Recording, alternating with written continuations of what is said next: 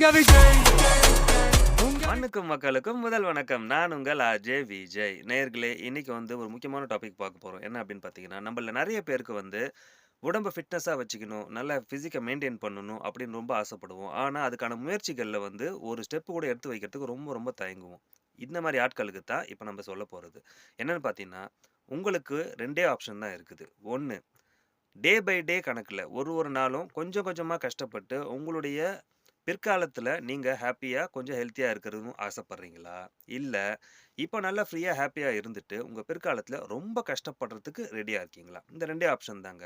என்ன வித்தியாசம் அப்டின்னா, இப்போ ஒரு ஒரு நாள் கொஞ்சம் கொஞ்சமா கஷ்டப்படுறவங்க, பின்னாடி பின்னாடி அவங்களுடைய வாழ்க்கையில அவங்களுக்கு ஏதாவது உடம்பு சரியில்லன்னா, அவங்களே எழுந்திருச்சு ஹாஸ்பிட்டல் போற ஒரு தெம்போட அவங்க இருப்பாங்க.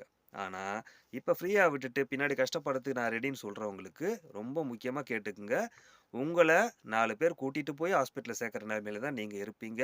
அத விட முக்கியமானது, அந்த டைம்ல ஃபைனான்ஷியலா ஓகே, ஃபினான்ஷியலா நீங்க நெறைய விஷயங்கள உங்க உடம்புக்கு செலவு பண்ண வேண்டியதா இருக்கும். இந்த 2 விஷயத்துல எத சூஸ் பண்றோன்றது நம்மளுடைய விருப்பம் தான்.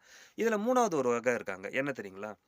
ஃபிட்னஸ்க்காக நெறைய ஸ்ட்ரெயின் பண்ணி நல்லா பண்ணிட்டே நல்லா சூப்பரா போயிட்டே இருப்பாங்க. ஆனா, திடீர்னு ஏதோ ஒரு காரணத்தினால என்ன பண்ணிடுவாங்க, லேக் ஆயிட்டு அப்படியே நின்னுடுவாங்க. அத அப்படியே விட்டுடுவாங்க. இவங்களுக்கு இத அட்வைஸ்ன்னுலாம் சொல்ல முடியாது. ஒரு ஒரு ரெக்வெஸ்ட்டா கூட சொல்லலாம். என்ன தெரியுங்களா?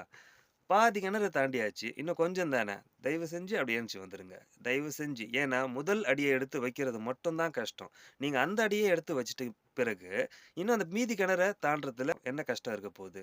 Please come on.